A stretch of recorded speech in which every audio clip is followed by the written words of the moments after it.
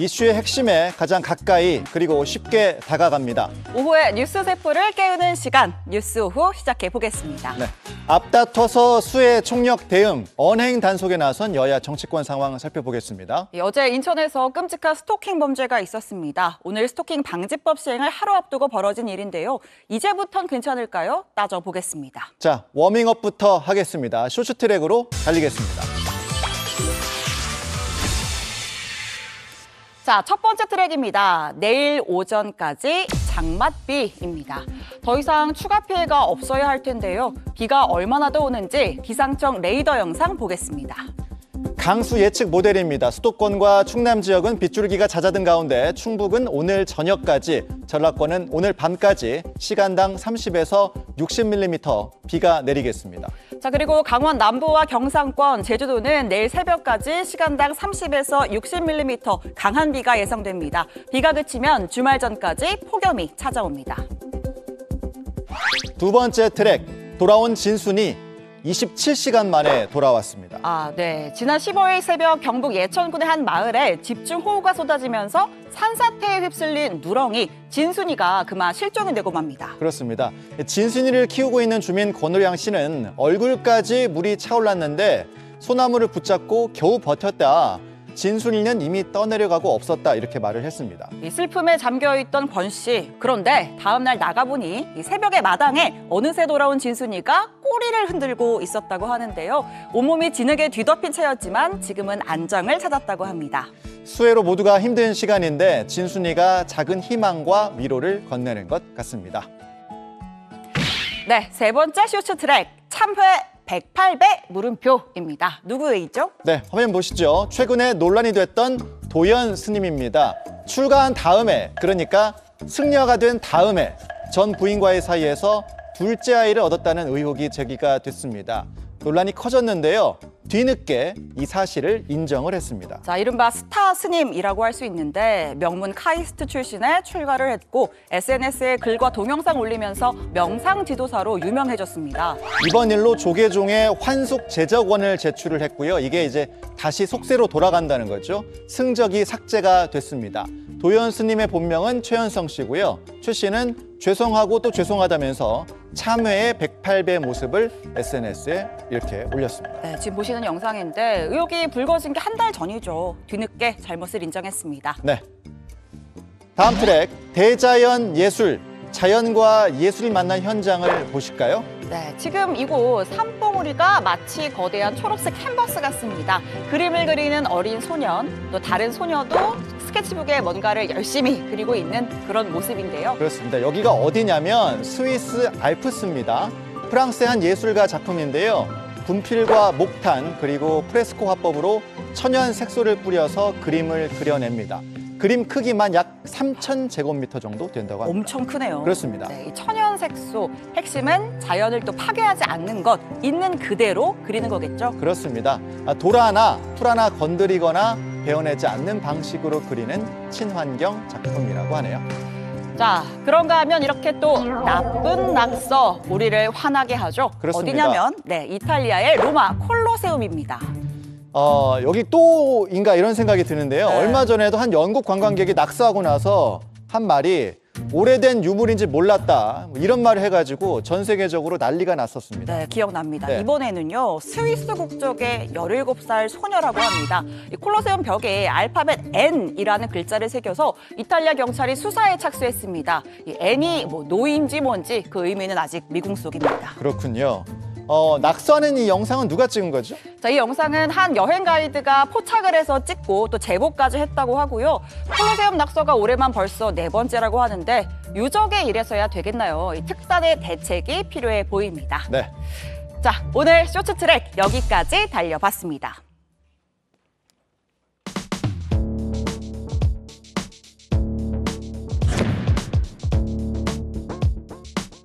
내가 비상근무 지시한 일이 없어요. 미리 대비를 했으니까 그 수혜가 없죠. 그런 터집 잡지 마세요. 그게 어느 시대의 복입니까? 주말에 공무원들이 자유스럽게 개인 활동을 하는 겁니다.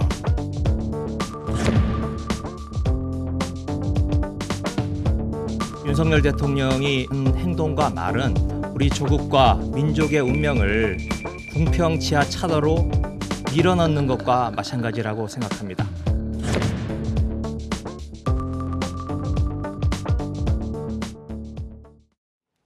네, 5시엔 뉴스 오후 본격적으로 시작하겠습니다. 매주 화요일에 함께할 두 분을 소개를 하겠습니다. 국민의힘 김병욱 의원, 더불어민주당 김한규 의원 두 분 오셨습니다. 어서 오십시오. 네. 네.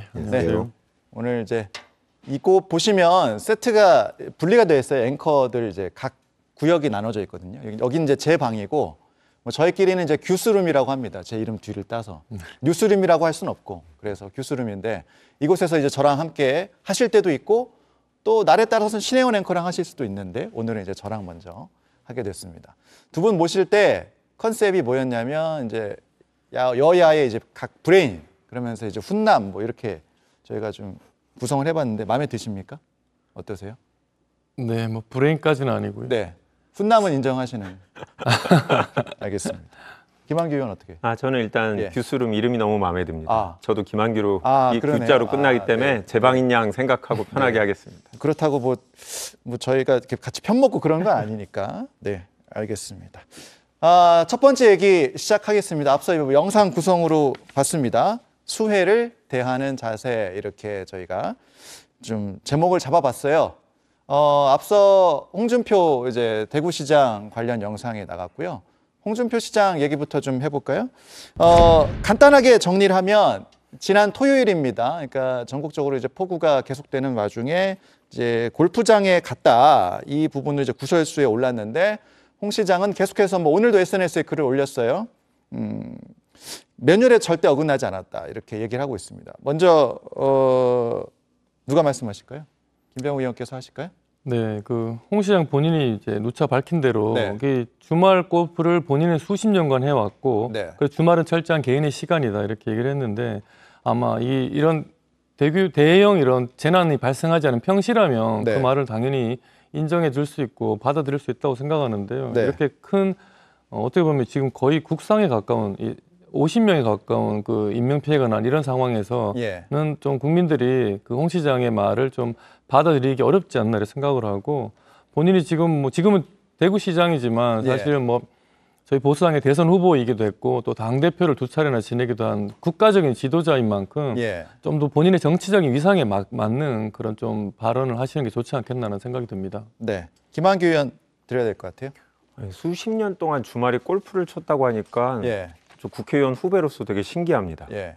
국회의원이 되고 나서 제일 놀란 게 일주일 내내 쉬는 날이 없습니다. 예. 주 5일은 국회에서 일하고 주말 이틀은 지역구에서 유권자 만나고 행사 다니고 뭐 이런 게 일정인데, 네. 홍준표 의원님도 국회의원 오래 하셨는데 어떻게 주말마다 그 수십 년 원칙을 지키셨는지 그거부터 좀 신기한데요. 네. 저도 공직자가 주말에 골프 칠 수 있다고 생각하고 자기 시간 가질 수 있다고 생각하죠.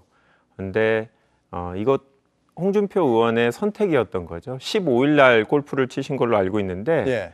이미 14일 날 논산 낙골당 사이 매몰돼 갖고 두 분이 돌아가셨거든요. 그러니까 이미 지난 금요일 날 하루 전날 그렇죠. 사고가 발생하기 시작했다. 사망 사건이 발생을 한 이후에 치신 거죠. 네. 그래서 본인이 선택을 한 거죠. 수십 년간 지켜온 자기의 원칙을 지키느냐, 아니면 비록 다른 지역이긴 하지만 국가적인 재난이 발생하고 인재가 사망 사건이 발생했기 때문에 네. 국민들과 같이 아픔을 공감하느냐, 이건 본인이 선택이고 홍준표 시장을 비난하는지 여부도 국민의 선택이라고 생각합니다. 근데 김병욱 의원께 여쭤보고 싶은 건, 어제 이 논란이 불거진 다음에 오후에 홍 시장이 이제 여의도 국회에 다녀갔어요. 네. 이 다녀간 건 어떤 일정이 있었던 겁니까? 아니면 공교롭게 이게 일정이 맞았던 건가요? 아니면 이 이슈 때문에 국회에 다녀간 겁니까? 어떻게 됐던 겁니까? 그 달빛철도라고 해서 예. 그 대구와 광주를 연결하는 고속철도 사업을 지금 추진 중입니다. 그래서 네. 그걸 특별법으로 지금 추진하고 있는데, 대구와 광주 광역시가 같이 예. 그걸 지금 뭐 저희 당이 이제 윤재호 원내대표를 비롯해서 예. 국회에 와서 그 법 처리를 좀 부탁하는 그런 차원에서 국회에 방문을 한 걸로 알고 있고, 사전에 네. 그 일정이 잡혀 있었던 걸로 알고 있습니다. 일정이 잡혀 있었는데 이 논란이 불거지면서 언제 이제 국회 앞에서 기자들을 상대로도 이제 다시 한번 문제가 없다, 뭐 이런 얘기를 했고, 방금 말씀하셨는데 홍준표 시장 같은 경우에 이제 대선 후보도 지냈었다 뭐 네. 이런 말씀을 하셔서 예, 예. 근데 홍 시장은 대구시 매뉴얼에 본인이 전혀 문제되는 게 없다 이렇게 얘기를 하고 있어서 이 부분에 대해서는 어떻게 좀 생각을 하세요? 그 뭐 광역 단체장이 네. 이런 그 재난 발생 시에 해야 될 매뉴얼이 다 있겠죠. 근데 네. 하지만 그 매뉴얼 하나하나를 따지기 전에 네. 우선 그 골프 친 그 전날에도 대구에서도 가로수가 쓰러지면서 좀 이 비 피해가 발생해서 소방 당국이 20여 차례 출동하기도 했었거든요. 예. 그 이미 전국적으로 큰 비 피해를 입고 있었고 그럼에도 불구하고 골프를 친 것 자체에 대해서는 좀 과하게 좀 너무 해명하려 들지 말고 예. 공교롭게 골프 치는 날 그 수해가 겹쳤는데 본의 아니게 국민들께 심려를 끼쳐서 좀 송구하다. 예. 이렇게 좀 담담하게 좀 사과를 하시는 게 더 낫지 않았을까 본인이나 당을 위해서도 그런 생각이 들고요. 네. 또 하나 또 말씀드리고 싶은 게 예. 2016년에 미국 루이지애나에 대홍수가 났어요. 예. 그때 이제 대통령이 오바마 대통령이었는데 그때 오바마 대통령이 마침 휴가 기간이었고 또 무슨 미국의 연예인들과 함께 골프를 칠 계획도 있었는데 네. 그때 일부 언론이나 지역에서는 이제 휴가가 중단하고 예. 홍수 지혜 피해 지역 현장으로 가는 게 좋지 않겠냐고 했는데 예. 오바마 대통령이 노하고 계속 휴가와 골프를 즐겼어요. 2016년에요. 네네. 근데 예. 이제 그건 또 미국이라는 나라가 갖고 있는 미국 아. 국민들의 좀 문화 그리고 예. 그런 관습 이런 게 다른 거죠. 개인의 사생활을 바라보는. 근데 우리나라하고 미국하고 똑같을 수 없는 거고 예. 결국 로마에서는 로마법을 따라야 되는 건데 예. 홍 시장님이 원래 이제 평소에 되게 유연하고 순발력도 있으시고 한데 네. 지금 이 좀 본인의 약간 좀 국민적인 눈높이에 맞지 않은 행동에 대해서 자꾸 해명하러 들지 말고 예. 국민 눈높이에 맞게 좀 적절한 예. 유감 표명을 해주시는 게 지금 본인을 위해서도 당을 위해서도 좀 바람직하지 않나 생각이 근데 듭니다. 방금 이제 국민 정서 같은 부분 말씀하셨는데 네, 그렇습니다. 홍 시장 오늘 그 페이스북을 보면 국민 정서법에 기대어서 정치하는 건 좀 그렇다 이런 이제 얘기를 좀 했어요. 이 부분은 어떻게 보셨어요? 저는 정치인이 네. 국민 정서를 매우 중요하게 생각해야 된다고 생각합니다. 예. 정치인이 가장 중요한 덕목은 공감 능력이라고 생각하거든요. 예. 국민의 눈높이에 맞는 정치를 하는 게 가장 기본이라고 생각합니다. 저희 민주당이 최근에 비판받았던 게 소위 불체포 특권으로 방탄국회를 네. 했다라는 건데 헌법이 보장한 권리입니다. 예. 그런데 국민들이 볼 때는 부적절하다, 우리 눈높이에 안 맞다라고 하시는 거잖아요. 예. 저희는 그래서 오늘 의원총회에서도 국민의 눈높이를 기준으로 행동하겠다라고 예. 의견을 밝혔는데요. 대구시 자체의 매뉴얼, 대구시에서 만드는 겁니다. 예. 본인이 만든 규정을 토대로 내가 여기서 문제가 없는데 네. 왜 국민들한테 사과를 해야 되냐라고 말씀하시면 예. 저는 국민 정서를 모르시고 공감 능력이 크게 부족하다라고 생각하고 한 가지 더 말씀드리면 네.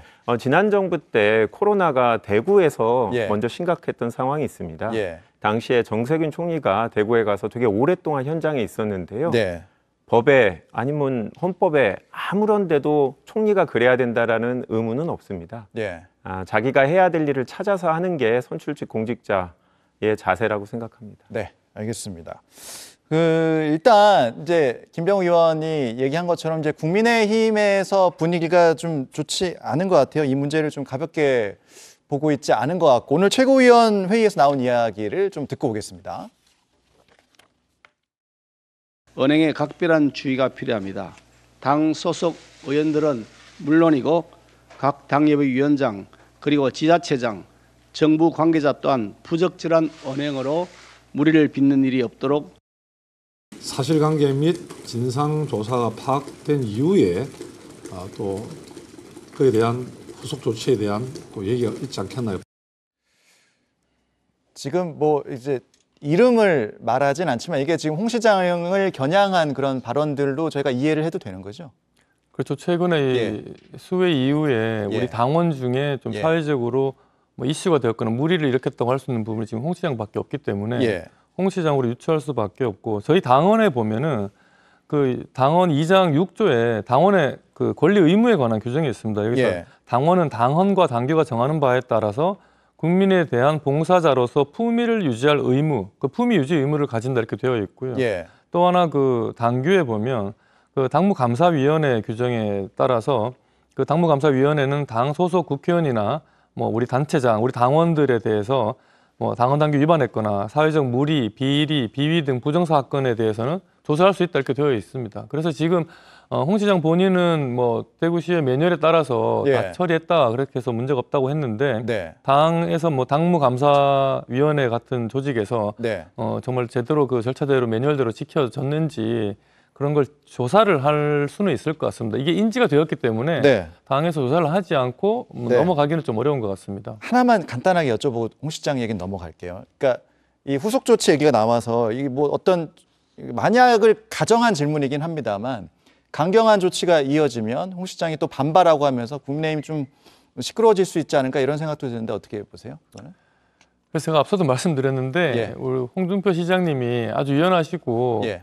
또 어떻게 보면 퇴짜 전에도 아주 능하신 분이라 예. 정치 어떻게 보면은 고단자신데 예. 좀 이렇게 적절하게 예. 이 문제가 너무 크게 국민들의 감정을 거스르지 않는 선에서 매듭지어질 수 있도록 적절한 선에서 좀 유감 표명, 사과 표명을 하시는 게 좋지 않겠나라는 생각입니다. 네.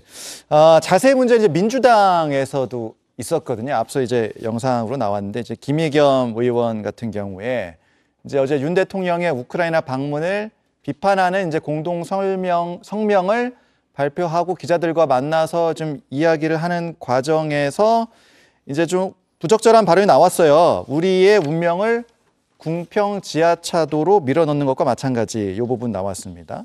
이제 논란이 거세지자 사과는 했고 이 부분은 이제 김한기 의원께서 먼저 말씀을 주셔야 될 것 같습니다.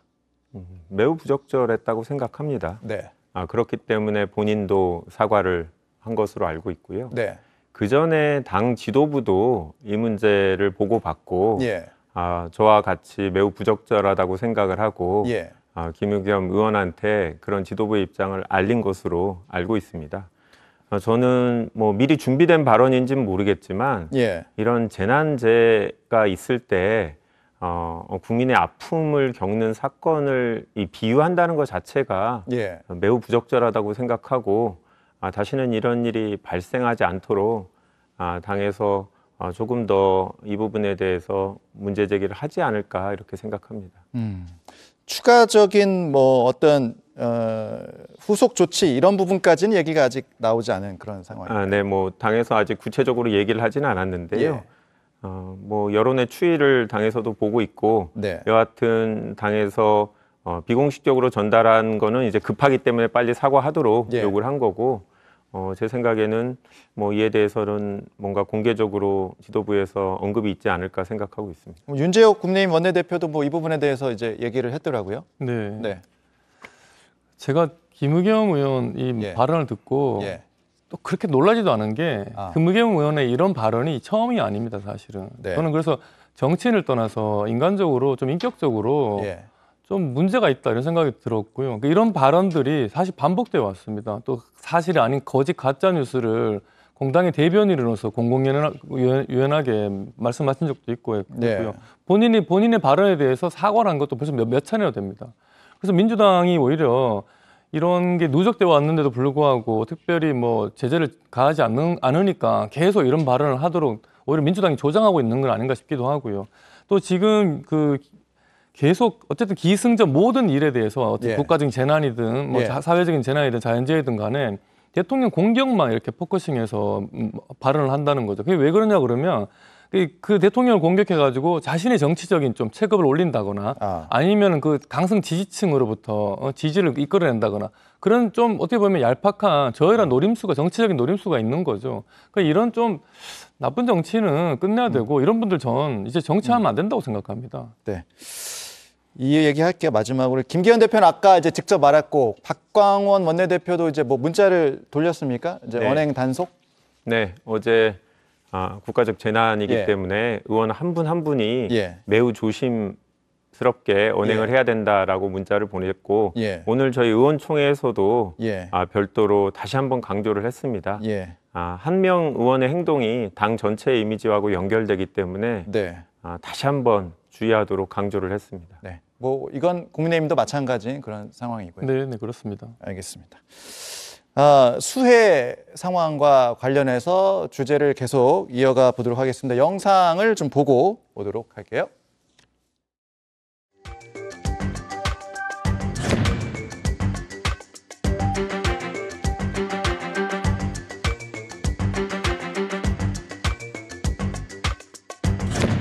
수자원 관리를 국토부가 아닌 환경부에서 하는 것이 과연 적절한지에 대한 검토가 필요하다고 생각되며 포스트 4대강 사업인 지류 지천 정비 사업도 체계적으로 계속 진행시켜 나가야 하겠습니다.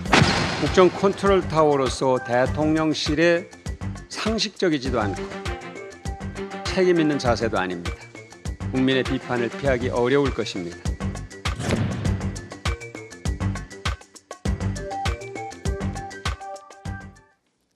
이제 뭐 여야 모두 수해 복구를 빨리 해야 된다, 최선을 다해야 된다, 뭐 이런 부분까지는 이견이 없습니다만 이제 수해가 왜 발생했느냐 이 원인을 놓고는 지금 해석이 조금씩 다른 그런 상황으로 보입니다.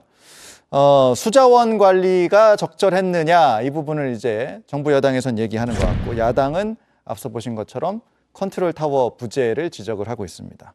이렇게 되면 뭐 저희가 너무 단순화해서 좀 써놓긴 했지만 문정부 탓이냐 윤정부 탓이냐 뭐 이렇게까지도 단순화시킬 수도 있습니다. 어떻게 좀 보고 계십니까? 먼저 드릴까요, 김병욱 의원? 네. 작년에 사실 저희 예. 제 지역구인 그 포항에서 예. 그 태풍 흰남노로 정말 역대급 피해를 입었습니다. 그 시우량이 최고 그 150mm에 이를 정도로 그래서 89 드신 그 어르신들께서도 네.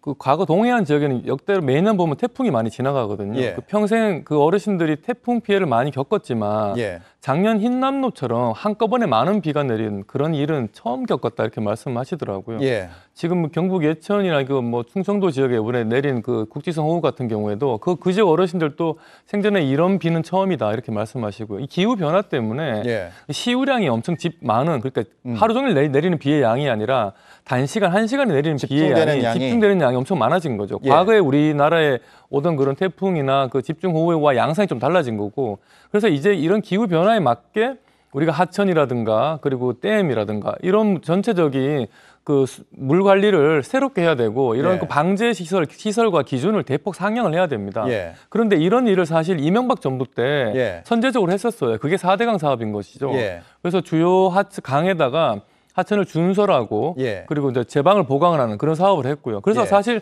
4대강 정비 사업을 한 그 주변 지역에는 홍수나 가뭄에 큰 피해를 입지 않았어요. 오히려 가뭄 같은 경우에는 과거에 이제 안희정 지사가 충남지사를 하고 있을 때 예. 그때 충남 지역에 큰 가뭄이 이제 발생해서 예. 오히려 그 금강에 있는 백제보에 있는 물을 끌어들어가 충남 보령의 댐으로 연결했죠. 도수관로 예. 사업을 해서 예. 충남 지역에 그 물을 공급하게 됐죠. 그래서 이렇게 물그릇을 키워가지고 예. 그 갈수기와 홍수기를 같이 대비하는 이런 사업들 대대적으로 해야 되는데 네. 이명박 정부 이후에 4대강 사업 이후에 그 다른 주요 하천과 지류지천에 대한 사업을 연속적으로 했어야 되는데 이걸 안 네. 한 게 예. 지금 매우 지금 뼈아프게 저희도 생각하고요. 예. 이걸 그전 정부가 안 한 거에 길어지고 대해서 있어서. 예, 저희가 많이 반성을 해야 되겠고 네. 그 4대강 사업의 연장선에서 예. 포스트 4대강 사업을 예. 지금 반드시 해야 할 때다. 지금 이 실기하면은 더 큰 예. 피해가 매년 반복될 거다. 이렇게 말씀드리고 시간 많이 드리고 싶은데 왜 그러면 또 김한규 의원 시간을 또 조금 드릴 수밖에 없어서 이 얘기하면 김한규 의원 또 그 전에 이제 청와대 계셨기 때문에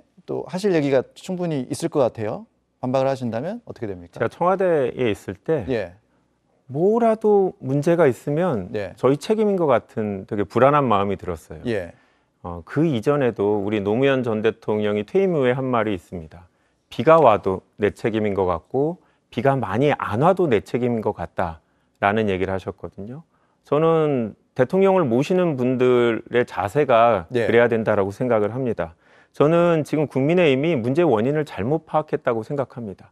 그렇게 큰 거시적인 얘기를 할 게 아니라 예. 일단 궁평 지하차도의 경우에 신고가 됐을 때 신속하게 조치했으면 인명피해는 막을 수 있었습니다. 예. 지금 큰 제도의 문제가 아니라 그거를 운영하는 사람, 관리하는 사람, 이분들이 조금 더 예민하고 신속하게 자기의 문제라고 했으면 피할 수 있는 사고였습니다.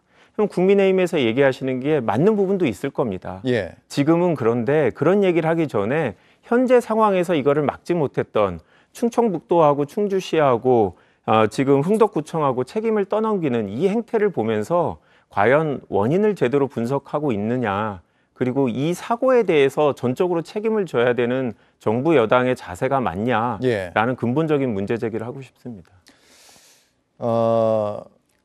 더 왔다 갔다 하면은 좋은데 일단 그 윤석열 대통령이 오늘 국무회의 주재를 하면서 이제 수해 복구 피해 보전에 관련 발언을 했습니다. 이 얘기를 좀 듣고 와서 조금 더 이야기를 이어가겠습니다. 국민의 혈세는 재난으로 인한 국민의 눈물을 닦아드리는데 적극적으로 사용되어야 합니다.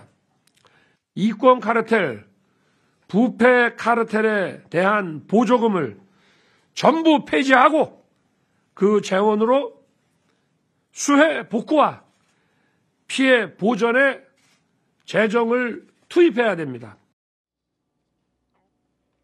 네, 좀 목소리가 좀 커지는 그런 부분도 강조하는 부분이 있었던 것 같기도 하고, 그러니까 보조금 폐지를 해서 수해 복구 재정에 투입한다. 이제 요약하면 이렇게 되는데 이 말을 이제 어떻게 해석을 해야 하느냐 이 부분에 대해서도 의견이 조금씩 갈리실 것 같아요. 이번에는 이제 김한규 의원 먼저 드리고 김병욱 의원을 듣겠습니다.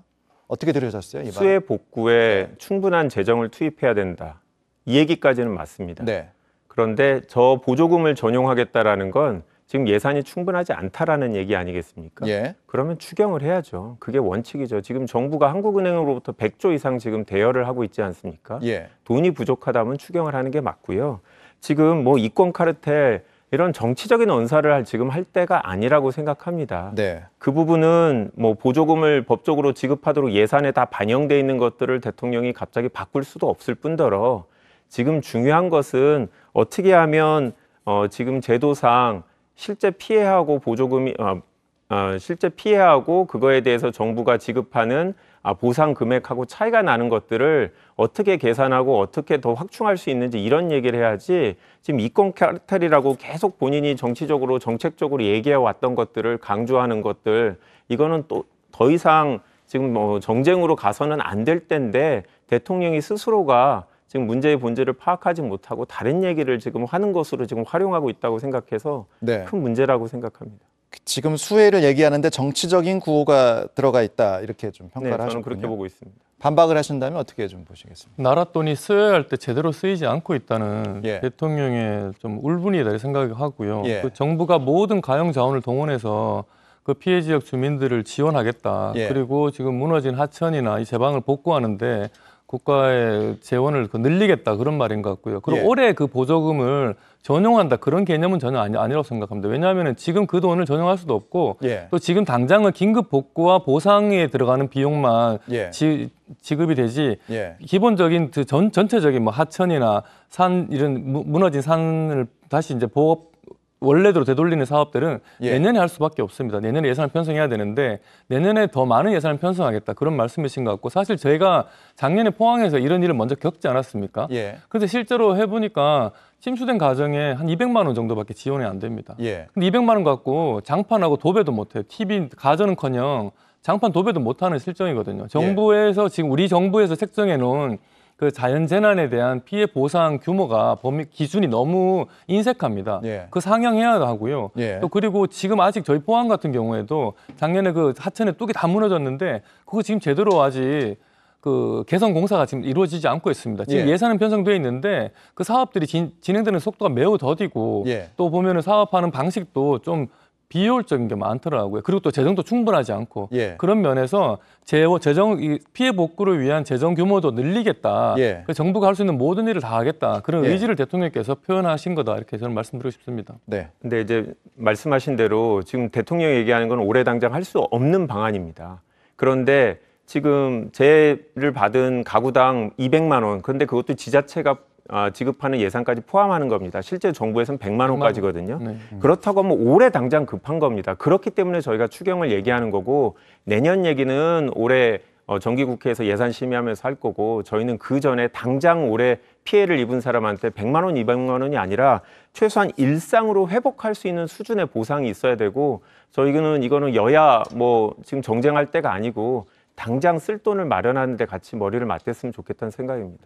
제가 앞서 이제 브레인 두 분 모셨다고 했는데 자연스럽게 토론이 됐고 말씀하셨기 때문에 한번 잠깐 더 드리고 마무리를 하도록 하겠습니다. 네.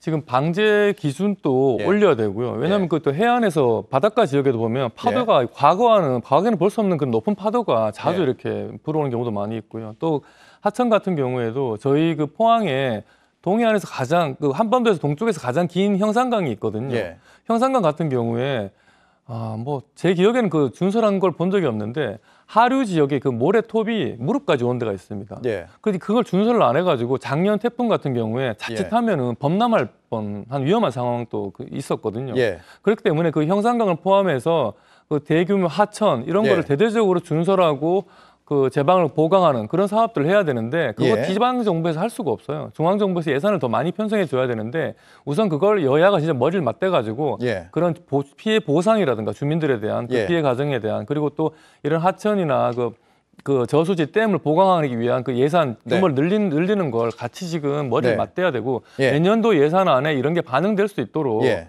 이번 정기국회 때 반드시 여야가 힘을 모아야 될 것 같습니다. 알겠습니다. 두 분 이제 지역구가 포항이고 이제 제주시잖아요. 비가 이번에 많이 온 지역입니다. 그 지역구에 피해 없도록 좀 잘 챙겨 주셔야 될 것 같고요. 네, 뭐 다행히 제주의 피해는 지금 다른 지역보다 적은데요. 계속 챙겨보도록 하겠습니다. 네, 포항도 마찬가지고요. 작년에 네. 피해가 컸잖아요. 근데 사실 가을이 예. 와야 이제 태풍이 어느 정도 태풍? 끝난다고 생각할 수 있기 때문에 아직 예. 저희도 뭐 안심하긴 이릅니다. 네. 알겠습니다. 두 분 앞으로 화요일 날 저희가 모실게요. 네. 고맙습니다. 네, 감사합니다. 네. 침수 사고가 발생한 오송 지하차도 현장을 잠시 연결을 하도록 하겠습니다. 지금까지 사망자는 모두 14명으로 집계가 됐습니다. 정영재 기자가 나가 있습니다. 정 기자, 이제 실종자 수색이 마무리된 상황입니까? 어떻습니까? 네, 맞습니다. 어제 저녁 7시 50분쯤 제가 있는 이 지하차도에서 1km 정도 떨어진 미호강변 농경지에서 60대 여성 시신 한 구가 추가로 수습됐습니다. 앞서 급류에 휩쓸려서 터널 바깥쪽으로 떠내려간 실종자가 있을 가능성이 제기가 됐는데요. 실제로 제가 있는 이 지하차도에서 오른편에 있는 농경지에서 60대 여성 시신이 발견된 겁니다. 이로써 지금까지 지하차도에서 숨진 희생자는 14명으로 집계가 됐는데 터널 내부 수색은 현재 종료된 상태입니다. 그러면 사고 원인을 밝히기 위한 현장 조사가 바로 시작이 된 겁니까? 네, 충북경찰청이 수사관 88명을 투입해서 특별수사본부를 꾸렸습니다. 우선 어제 제방에 대한 현장 조사는 1차적으로 마쳤습니다. 그러나 오늘 오전부터 지금까지 많은 양의 비가 내리고 있어서 터널 안에 물이 조금씩 차오르기 시작했습니다. 경찰은 실종자들이 흘린 물건들만 수거를 하고 수색을 종료를 했습니다. 지하차도 안에는 여전히 진흙이 많이 남아 있어서 진입조차 쉽지 않은 상황입니다. 그러면 터널 내부 조사는 어떤 식으로 하게 됩니까? 네, 국립과학수사연구원은 장비를 동원해서 터널 내부를 촬영하고 사고 당시 상황을 재현해서 사고 원인을 분석할 것으로 보입니다. 내부 정리를 먼저 마치고 장비가 투입될 것으로 보입니다. 이어 사고 원인과 책임 소재를 밝히기 위한 경찰과 소방 등의 합동 감식이 예정돼 있습니다. 네, 지금까지 정영재 기자가 전해드렸습니다.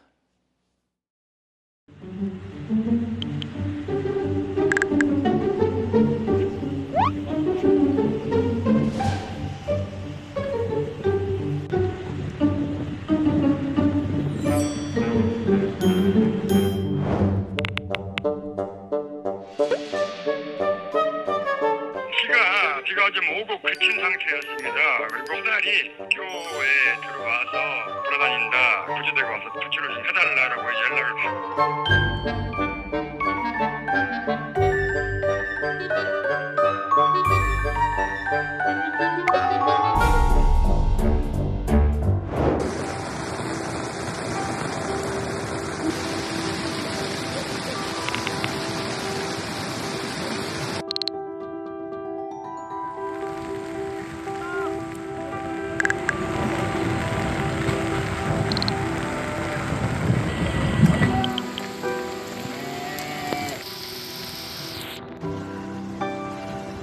지들끼리 이제 살려고 했는가 높은 지대 찾아 올라가 있더라고요. 반대로 이제 소를 이틀을 굶겨가지고 이제 사료를 주고. 네.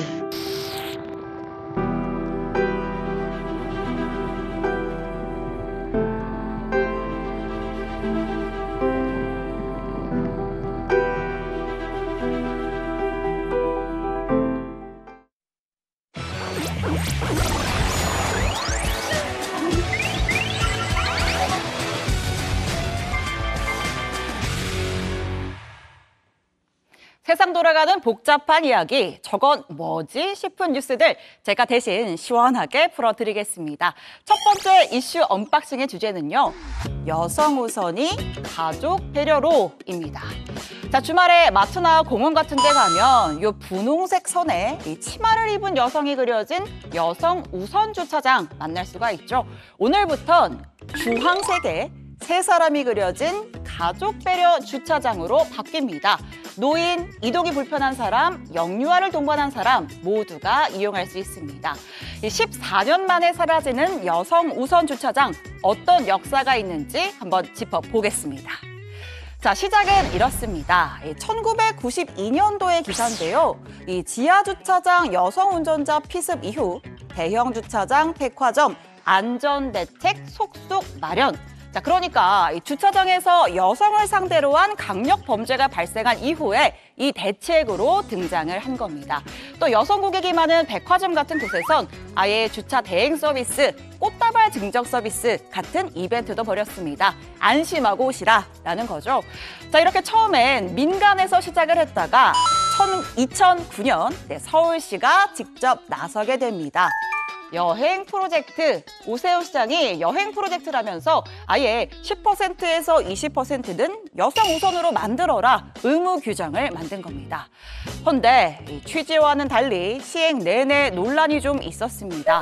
여성만 운전 약자냐, 오히려 성 고정관념 키우는 거 아니냐, 아이 동반은 여성만 하냐 등등이죠. 서로 싸우고 또 난리가 아니었습니다. 자, 여기서 잠시요. 네, 안녕하세요. 네, 신문철 TV의 신문철입니다. 자, 올해 초에 한 지하주차장에서 사건이 발생했는데 한번 보시겠습니다. 자, 이 영상을 보면요. 한 여성이 아이를 잡고 있고 뭐라 말을 하면서 막 손짓을 하고 있는데요. 요차. 무대인 건 전용이 아니에요. 상대잖아요. 운전자 누구신데요? 남자분들이시잖아요. 애기 때문에 그냥 남편이 가신 거잖아요. 자, 우대 아니냐, 비켜라, 막 이렇게 얘기를 하고 있습니다. 여성 주차장에 차를 대려고 지키고 있던 여성, 그리고 오는 사람이 먼저다. 이게 우대지 전용이냐, 이렇게 따지는 남성. 자, 여러분 어떻습니까? 큰 싸움 나면 안 되는데 말이죠. 자, 이 사실 여성 주차장 사안의 본질은요, 남녀 갈등 아닙니다. 여성 주차장이 취지대로 범죄 예방과 안전에 도움이 되느냐를 따져봐야 하는 거죠. 그런데 실제로 범죄 예방에 도움이 됐다라 명확한 통계가 없고 오히려 여성 우선 주차장으로 여성 운전자가 범죄에 타겟이 될 수 있다, 타겟이 되기 쉬워진다, 이런 취지의 주장까지 제기가 된 적도 있습니다. 무엇보다 여성이 아닌 사람이 주차해도 이 장애인 주차구역과 달리 과태료 같은 벌칙이 없다 보니까요, 실효성 논란도 이렇습니다. 그래서인지 최근 통계를 보면 여성 주차장 이용하는 여성 이용자 한 16% 정도로 파악이 된다고 합니다. 자, 결국 여행 프로젝트를 만들었던 당사자인 오세훈 시장이 제도 개선에 나섰습니다. 배려 대상을 가족으로 옮기겠다. 그래서 주차 공간도 넓게 하고 아이들도 싣고 내리고 할 때 편안하게 쓸 수 있도록 하겠다라는 건데요. 자, 여성 우선에서 가족 배려로 시대상을 반영한 제도 변화가 앞으로 다른 지자체까지 이어질지도 주목이 됩니다. 다만 맨 처음에 왜 이 제도를 도입하려고 했는지 그 취지와 대안을 모색하는 일도 놓치지 말아야겠습니다. 지금까지 이슈 언박싱이었습니다.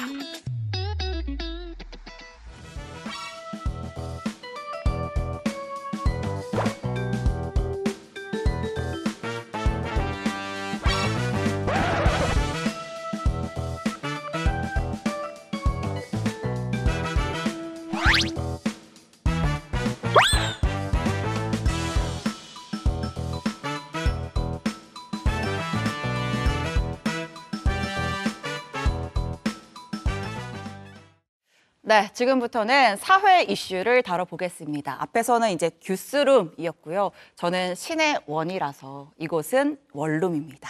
네, 오늘 원룸 찾아주신 손님들, 서혜진 변호사 모셨고요. 그리고 대검찰청 과학수사부 출신이신 김미영 진술분석가 네, 이렇게 두 분 모셨습니다. 안녕하세요. 안녕하세요. 안녕하십니까. 앞으로 자주 뵙도록 하겠습니다. 자, 이 맥락은 좀 다르지만 앞에 제가 이슈 언박싱 했잖아요. 이어서 맥락은 다르지만 주차 얘기를 해볼까 합니다. 주제 영상 먼저 보고 왔죠. 네, 첫 번째 주제가 주차장 자리맡기 빌런.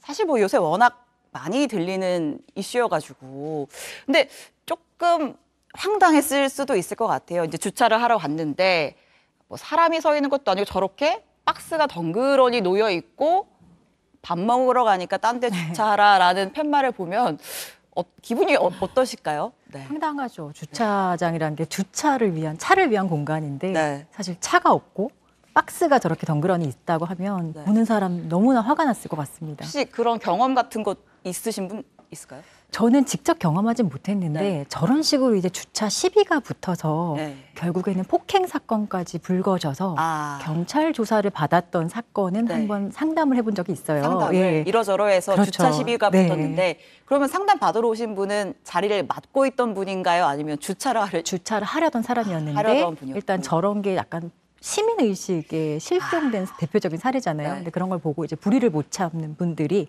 오히려 또 피해를 볼 수도 있습니다. 그렇죠.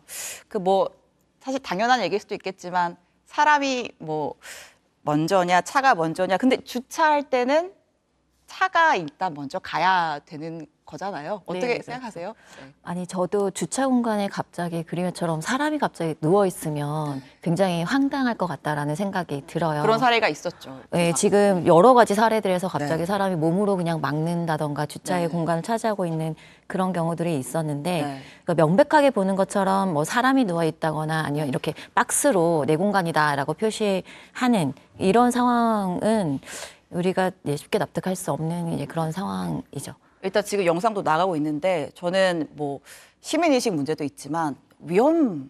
그렇죠. 저러다가 혹시라도 사고가 나면 또 다른 사건으로 이제 커질 수가 있기 때문에 좀 저렇게 안 하셨으면 어떨까 싶은 생각이 듭니다.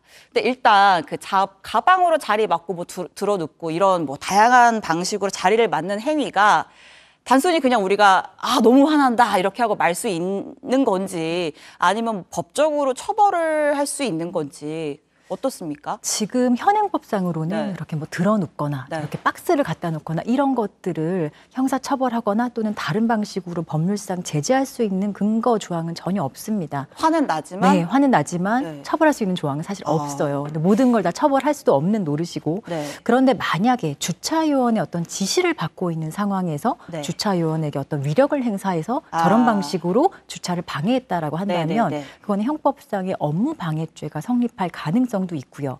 또 다른 하나는 만약에 주차 방해 행위가 일반적인 어떤 방해 수준을 넘어서서 교통 흐름을 완전히 방해하고 통행이 불가능하게 한다든지 아니면 현저하게 통행을 불가능하게 한 상황을 초래했다면은 형법상의 일반 교통방해죄라는 것이 있거든요.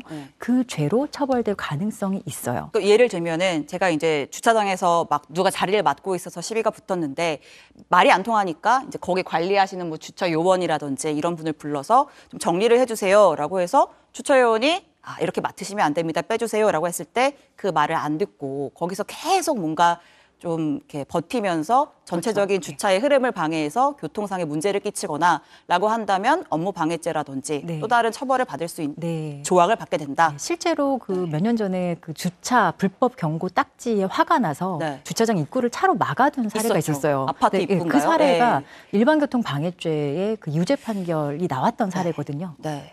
서 변호사님한테 하나만 더 물어볼게요. 그 아까 영상을 보면 처음 영상에서 그 화가 난 분이 박스를 발로 뻥 차버리거든요. 지금 나가고 있는데 혹시 저 박스를 발로 찬 거를 문제 삼을 수도 있나요? 사실 그 법 이론적으로는 타인의 재물을 저런 식으로 뭐 손괴한다든지 저렇게 발로 차는 게 손괴하는 행동이거든요. 저랬을 때는 재물손괴죄로 처벌될 가능성은 분명히 있어요. 그러니까 댓글에서도 막 이거 혹시 저 사람 뭐 재물손괴로 고소당하는 거 아님? 뭐 이런 것들이 달려 있더라고요. 그런데 사실상 법이 그렇게 현실하고 떨어져 있지 않기 때문에요. 저렇게 저 박스에 과연 어떤 재물의 가치를 인정할 수 있을까? 사실 버려진 박스라고 봐도 무방하기 때문에 실제로는 처벌될 가능성이 거의 희박하다고 봅니다. 알겠습니다. 좀 재물손괴로 걸리면 그것도 황당할 네, 것 같아요. 기분 나쁘죠. 그렇죠. 기분이 많이 네. 나쁠 것 같습니다. 있잖아요. 저렇게 자리 맞는 사람들. 네. 사실 저도 대학교 때 도서관 많이는 안 갔는데 도서관 가면은 꼭 자리 짐 안 빼고 집에 가는 사람, 가면 안 들어올 건데 맞는 사람, 막 이런 사람도 있었단 말이에요. 네. 주차도 저렇게 자리 받고 있고. 이런 거는 심리가 어떤 건가요? 이게 어떤 이런 사람들의 심리라기보다는 이런 사람들 특성을 좀 살펴볼 필요가 있는데요. 네. 결국은 이런 행위를 하는 것은 자신의 편의, 자신의 이익을 위해서 다른 사람의 어떤 그 관점에서 생각한다거나 다른 사람의 입장을 고려하지 않는 행동들이잖아요. 그래서 그렇죠. 이런 사람들의 경우에는 자기중심적으로 사고를 하기 때문에 타인 조망이 부족하고, 그래서 앞서 보는 것처럼 아들이랑 밥 먹으러 가요. 이런 이야기를 내가 밥 했을 먹으러 때, 가니까. 네. 네. 그러니까 자기중심적으로 사고하기 때문에 이 글을 봤을 때 다른 사람들이 어떻게 생각할지에 대한 조망이나 공감 이런 능력이 좀 떨어지는 사람들인 거죠. 자기중심적인 사고. 네네. 또 다른 말로 하면 좀 이기적인 사고라고도 할 수 있는 그렇죠. 거잖아요. 개인주의적이고 굉장히 이기적인 방식으로 이제 행동하는 것이죠. 또 다른 큰 썸으로 번질 수 있으니까 이런 행동 좀 자제를 해야 될 것 같아요. 자, 다음 주제 영상으로 먼저 보겠습니다. 인천에서 전 남자친구가 휘두른 칼에 찔린 30대 여성이 결국 숨졌습니다. 그리고 스토킹을 하던 남성이 한동안 나타나지 않아서 스마트워치를 경찰에 반납했는데 나흘 만에 변을 당했습니다.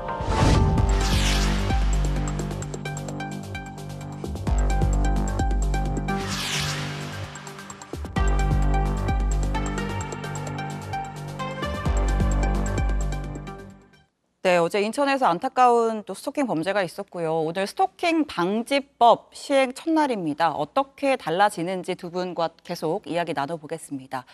그 스토킹 처벌법도 있잖아요. 이 처벌법과 스토킹 방지법은 어떻게 다른 건가요? 이름에서부터 이제 구분되는 것처럼요. 네. 스토킹 처벌법은 말 그대로 우리가 오랫동안 범죄로 다루지 못했던 스토킹 행위를 범죄로 규율하고 네. 또 형사 처벌하는 데 조금 더 목적이 있는 법률이고요. 네. 스토킹 방지법은 그 처벌법에서 조금 소외됐던 피해자 보호라든지 네. 아니면 스토킹 예방에 조금 더 방점을 찍은 법률입니다.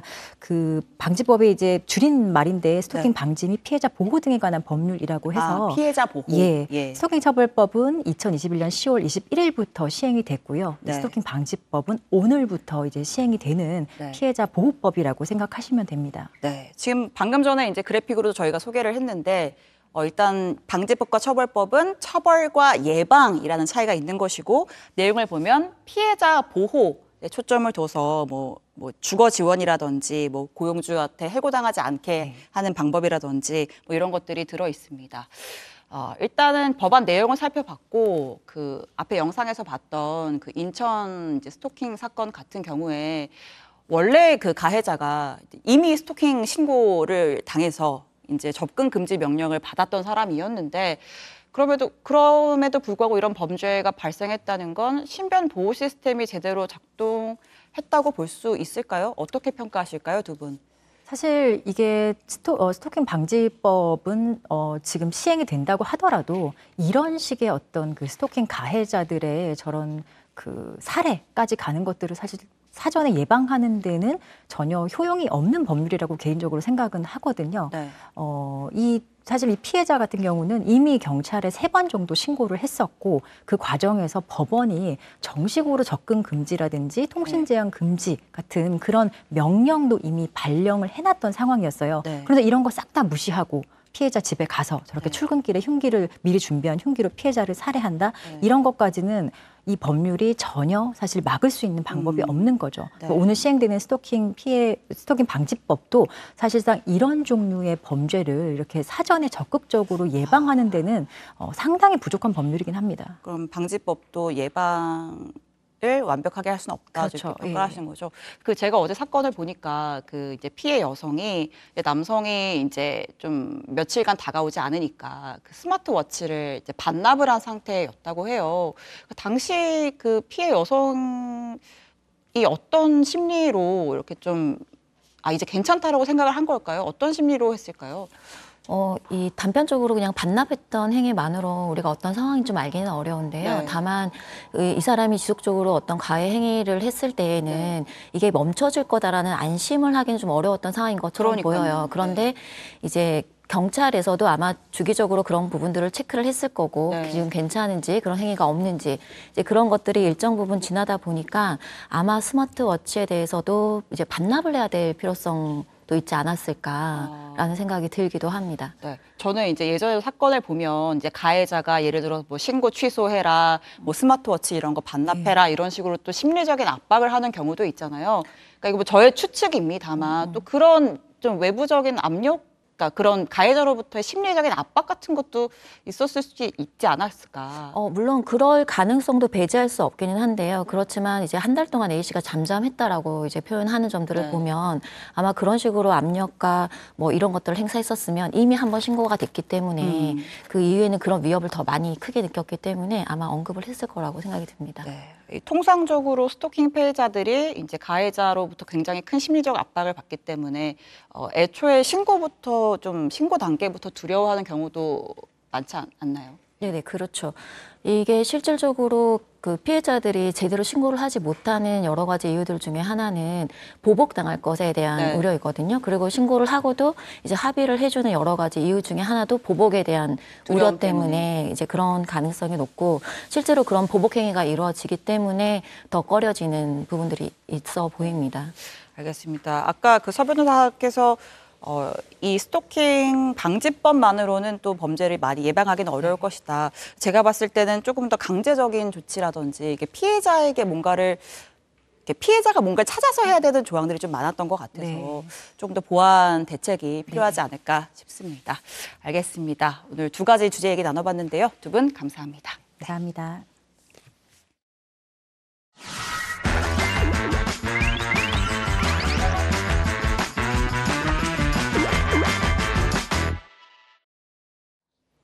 네, 이번엔 보니보니입니다. 저희 기자가 직접 가보고 들어보고 해보고 생생하게 전해드리는 코너입니다.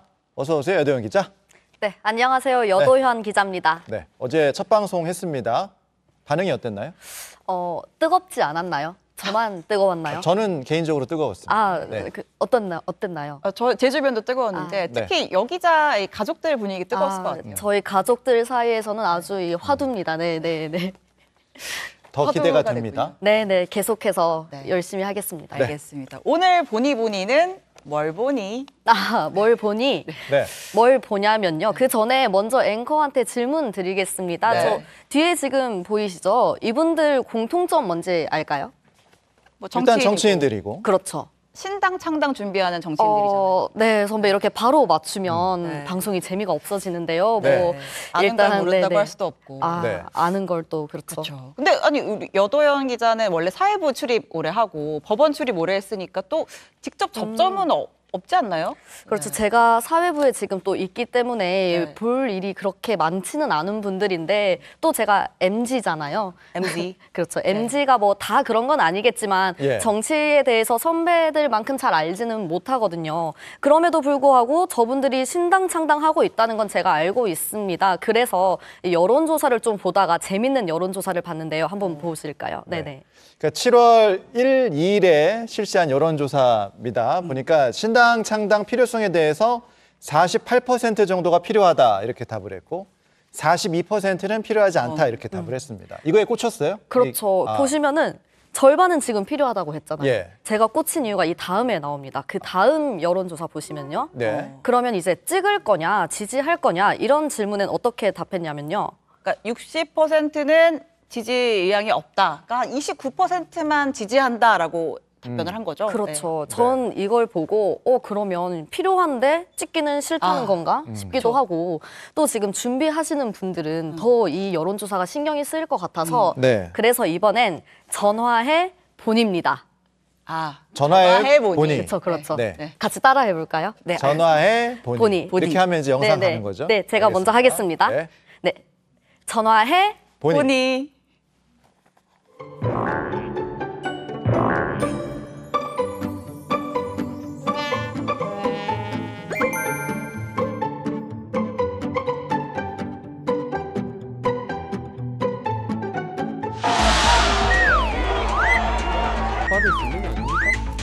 일을 안 해주고. 제가 전화를 건다고 이분들이 전화를 받을까요? 저는 정치부 출입도 아니고 모르는 번호라서 안 받을 것 같은데. 뉴스 세포를 깨우는 뉴스 오후, 그 세포 저도 제대로 깨워보겠습니다. 무엇이든 해보겠습니다. 보니 여도현입니다.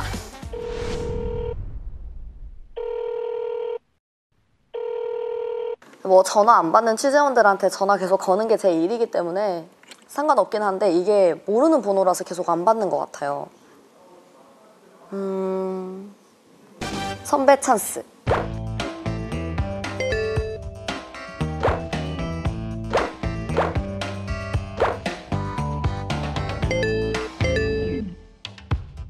의원님 안녕하세요. 저 신혜원 선배랑 같이 일하고 있는 JTBC 여도현 기자라고 합니다. 걸어보니. 네, 의원님. 감사합니다. 재밌는 설문조사를 하나 봐가지고 비율이 30%도 안 된다 이렇게 해석하는 걸 보고 제가 듣다가 웃었는데요. 29%라는 것도 엄청나게 높은 거 아니겠습니까? 그 자체가 얼마나 지금 기존 정치가 시민들의 삶을 개선하는데 아무 역할도 못한다고 생각하는지 그걸 보여주는 거죠. 우리 한국 정치가 근본적으로 바뀔 만한 에너지가 정말 강력하다는 것을 보여주는 거라고 생각을 합니다. 정치가 한계라고 보는 거잖아요. 이런 상황이니 좀 바꿔야 된다라는 말씀이시고 출발선상에서 29.1%라는 것은 굉장히 고무적인 일이다. 절망뿐인 어떤 한국의 정치에 그래도 한국의 희망에 희망을 걸고 있는 것 아니냐라고 생각을 하고 있습니다. 거대 양당 체제를 변화시켜야 된다는 요구는 상당히 있지만 새로운 당을 좀 만들겠다고 하시는 분들이 그것에 대한 어떤 대체제로서 이 어떤 그 분명한 내용들을 잘 보여주지 못하고 있는 거라고 저는 보고 있고요.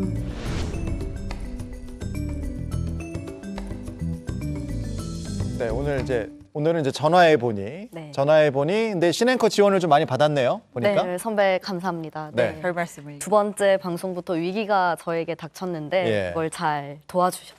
네, 오늘 무사히 이렇게 방송이 나갈 수 있게 됐고요. 신앵커 뭐 전화 한 번이면 다 해결이 됐네요. 뭐 그런데 원래 이렇게 오른손이 한 도움을 왼손이 모르게 하려고 그랬는데 공개적으로 또 얘기를 해주니까 담당 PD가 신혜원 앵커를 좀 좋아하긴 해요. 네. 더 좋으시죠? 네. 네, 알겠습니다.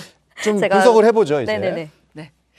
설문조사 아까 그 29%만 뽑겠다라고 한 거에 대해서 해석이 좀 갈리더라고요. 맞아요. 네, 2대1로 좀 나뉘는데 그 내용을 다시 한번 정리할까요? 네, 이 금전 의원과 양 의원은 아니 시작인데 29%라도 찍겠다고 하는 게 어디냐 이렇게 유리하게 해석을 한 거고요. 하지만 정의당 이정미 대표 같은 경우에는 이미 제3지대를 자처해왔기 때문에 이 입장과 해석이 좀 다를 수밖에 없거든요. 그래서 지금 신당 창당하려는 세력들은 그 가치가 뚜렷하지 않아서 이거는 지금 지지를 제대로 받고 있지 못한 거다 이런 식으로 해석을 했습니다. 그러면 정의당은 이번에 어떻게 하겠다는 건가요? 제가 그 부분을 물어보니 확실히 정의당은 이번 신당 준비를 정의당 시즌2 이런 식으로 준비하고 있다라는 느낌이 들었는데요. 이 새로운 신당을 만드는 다른 의원들과는 달리 이 정의당의 자체가 대한정당으로서 가지고 있던 캐릭터를 끌고 가면서 그동안 주요 쟁점이 아니었던 기후 위기 또 다양한 복합적인 위기들을 다 아우르는 새로운 창당을 하겠다 이런 이야기를 했습니다. 네. 근데 사실 뭐 그럼에도 제3당은 계속 있어 왔고 그 중에서 가장 큰 세력을 형성했던 정의당이 제3지대로서 더 지평을 넓히지 못하고 좀 줄어들었기 때문에 그 점은 좀 뼈아플 것 같아요. 네, 확실히 그 부분에서 위기감을 느꼈던 게 제가 이제 대표에게 왜 하필 지금 그렇게 정당을 새로 꾸리려고 하냐라고 물어보니까 바로 선거 이야기를 하더라고요. 이미 두 번의 선거에서 큰 어려움을 겪었다 이 이야기를 가장 먼저 했습니다. 사실 정치권은 결국은 선거죠. 내년에 총선에서 당선이 되고 또 원내 정당으로 들어와야 또 그래야 영향력을 행사할 수가 있는 거고 뭐 총선이 얼마 안 남았기 때문에 상당히 긴장들이 될 것 같습니다. 네, 그렇죠. 제가 이제 의원들에게 알겠으니까 그러면 의원들이 만들려고 하는 당은 도대체 어떤 당인데요? 이렇게 직접 물어봤는데요. 같이 들어보니 한 번 더 듣겠습니다. 제가 생각에 좋은 얘기들은 국민의힘이나 민주당이 다 해요. 중요한 것은 그거를 어떻게 실천하느냐 하는 문제지 저는 상식이 있는 사람이라면 다 비슷한 고민을 할 거라고 생각을 합니다. 지금 국민들한테 가장 필요한 문제를 드러내서 거기에 대해서 논의가 이루어지게 하는 그런 당을 원하는 거죠. 진짜 중요한 문제에 그 정면으로 달라붙는 그런 문제 해결형 그 정치를 하겠다는 그런 어떤 태도, 자세 그런 게 중요하다고 생각합니다.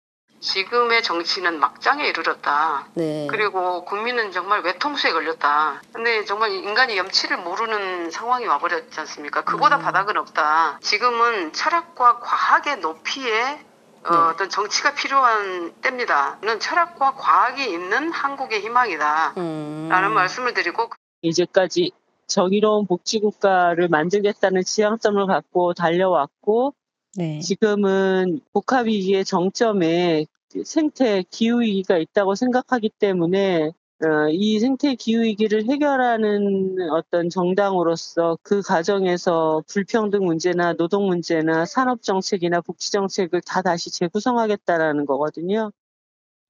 그러니까 정치의 철학 얘기도 많이 하는데 아직 뭐 창당 초반이니까 또 정치 생물이잖아요. 변화가 많이 있을 수 있겠죠. 그렇죠. 네, 그래서 제가 오늘은 뭐 누가 누굴 만났고 어떤 물밑 협상이 있고 이런 이야기는 하지 않았습니다.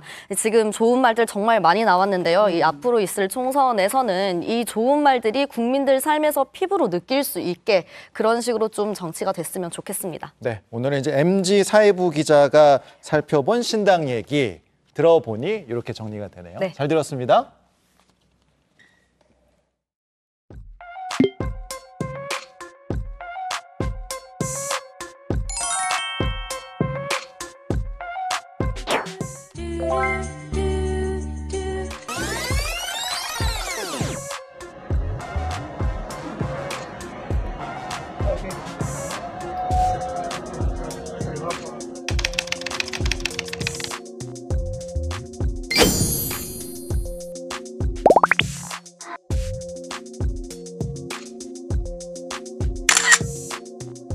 세계 최고의 구단 중 하나이기 때문이고요. 너무 좋은 선수들과 함께 뛰면 더 잘할 수 있고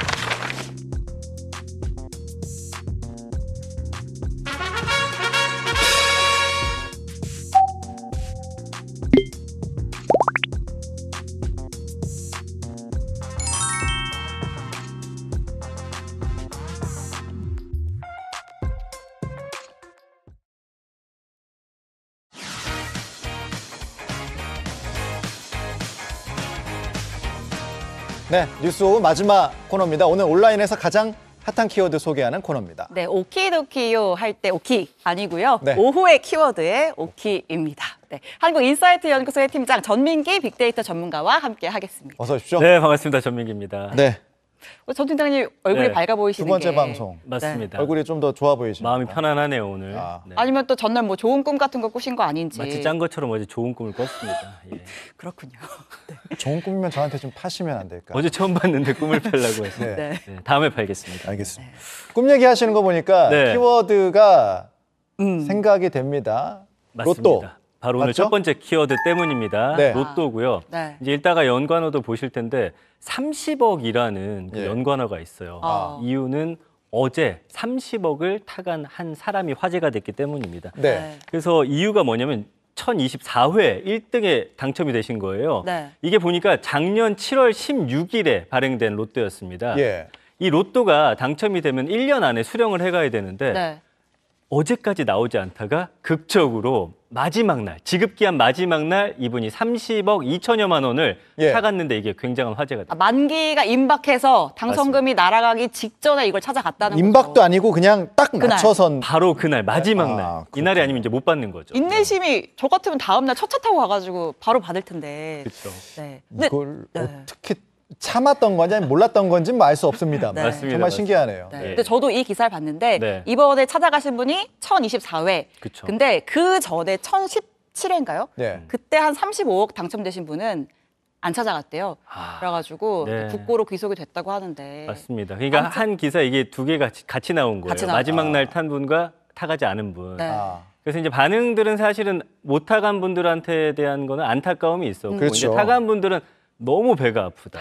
예. 그리고 이제 마지막까지 스릴을 즐겼냐 이런 뭐 반응들이 있더라고요. 예. 연관어를 보니까 지금 로또 30억 역시 이제 30억 받아갔으니까 맞습니다. 그 말이 나오고요. 네. 감성 반응들을 좀 또 보면 네. 극호, 최애, 진심 뭐 이런 반응들이 지금 나오고 있어요. 맞습니다. 극호라는 단어는 전 처음 들어보는데 아세요? 극호감. 극호감. 너무 좋다. 뭐 이런 뜻을 쓰는 SNS 단어인데 예.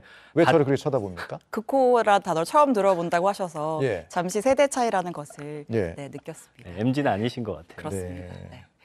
어쨌든 나온 네. 이유가 네. 봤더니 보통 1등이 되면은 이걸 네. SNS에 올리지는 않아요. 근데 이제 4, 5등 당첨된 분들이 너무 기뻐하시더라고요. 그러면서 다음에 꼭 1등 하고 싶다라는 그런 반응들, 되고 싶다라든지 그다음에 인생 역전, 뭐 꿈꾸다, 사고 싶다 등등등의 이제 감성어들이 나오잖아요. 네. 그게 이제 다음번에는 꼭 내가 1등 해보고 싶다라는 마음. 좋은 꿈 꾸셨으니까 이제 네. 실행을 하셔야 되겠네요. 저는 근데 사실 로또 한 번 된 적이 있습니다. 몇 등? 아주 큰 돈이 아니라 제 아내를 만난 적 있죠. 예. 축하드립니다. 보고 계시겠죠? 네. 그래서 한 겁니다. 예. 네. 예. 아까 그 연관어 중에 사기도 있던데 네. 로또 가지고 사기치는 사람들이 있는 거죠. 이게 오늘 화제가 된 또 예. 하나의 뉴스예요. 로또에서 또 하나 나오는 키워드예요. 맞습니다. 예. 이걸 어떻게 사기를 치느냐. 1등이 될 수 있는 번호를 추천해 주겠다. 뭘로? AI, 알고리즘을 통해서. 봤어요. 예, 보셨죠? 본 적 있어요. 네. 그래서 이 복권 당첨 번호를 알려주겠다라고 이제 사람들한테 회비를 받아가지고 무려 한 10억 원가량을 사기친 일당 한 35명 정도가 입건이 됐습니다.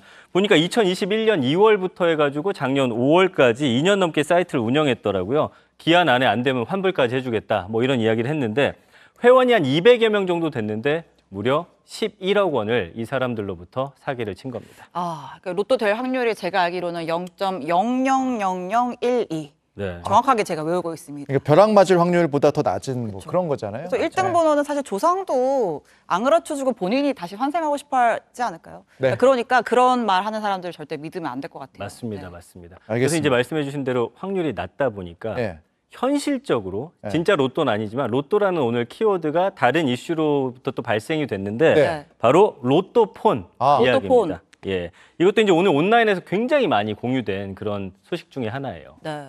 저게 이제 핸드폰이잖아요. 맞습니다. 예. 2000 가격이 저 네. 달러가 네. 190달러. 네. 요게 이제 보니까 예. 출고가가 사실 저건 좀 다른 가격 같고요. 예. 499달러. 이게 2007년에 출시된 아이폰 1세대 모델이에요. 예. 그래서 63만 원에 이게 그 당시에 팔렸는데 예. 경매를 통해서 무려 우리 돈 2억 4천만 원에 팔린 겁니다. 그래서 한 380배 정도 뛰었잖아요. 네. 그 저게 지금 네. 19만 372달러. 그거죠. 예. 네. 2억 4천만 원. 2억 4천만 원. 네, 큰 돈을 못 보셨기 때문에 그런 것 같고 당시에 이제 이게 4기가바이트짜리인데 용량이 너무 작아서 안 팔렸던 거예요. 그래서 나중에 금방 이게 사라집니다. 네. 8기가, 16기가가 나오니까 이거를 당시에 구매하고 있던 애플의 엔지니어가 갖고 있던 건데 이거를 갖고 있다가 지금 팔았더니 이렇게 큰 돈이 된 겁니다. 그래서 로또폰. 그러니까 저희가 이슈 언박싱 하잖아요. 네. 그러니까 언박싱 하지 말고 좀 갖고 있는 것도 좀 나중에 재테크 수단이 될 수 있겠다 이런 생각 듭니다. 맞습니다. 네. 알겠습니다. 다음 키워드로 넘어가겠습니다. 뭐죠? 바로 예스키즈존입니다. 예스키즈존. 그러니까 노키즈존의 반대말이 되는 거잖아요. 그렇죠? 맞습니다. 예. 자, 사진 하나를 좀 보여드릴 텐데요. 예. 강원도 태백시 고기 가게에 이제 올라온 거예요. 예스키즈존 하면서 사랑스러운 아가들과 어린이들을 환영합니다. 똥기저귀 놓고 가셔도 됩니다. 저희가 치우겠습니다. 똥기저귀 확 들어오는데요. 네. 그렇죠. 예, 그래서 예스키즈존도 예스키즈존인데 말씀해주신 바로 그 똥기저귀가 더 화제가 됐습니다. 단어가 아주 강렬하잖아요. 네. 그래서 온라인 반응들을 봤더니 예. 무조건 좋아할 줄 알았는데 좀 엇갈리더라고요. 그래요? 네, 왜냐하면 이제 보니까 참 훌륭한 식당이다, 맛까지 예. 훌륭하다라는 반응도 있었고요. 저출산 시대 가슴 따뜻한 곳이다, 이런 가게 많아졌으면 좋겠다, 돈줄 내러 가자, 뭐 이런 반응들이 있는 반면에 야, 이거 사장이 인심 쓰고 똥기저귀 결국 직원들이 치워야 되는 거 아니냐, 이런 반응도 있었고 예.